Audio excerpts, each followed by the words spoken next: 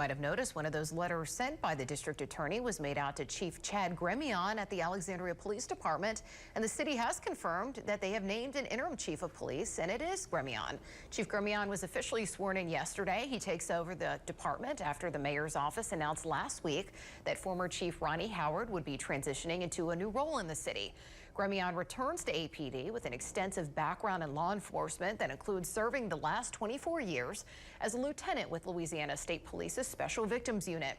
Chief Gremion's duties also included working with the Criminal Intelligence and Detectives Division.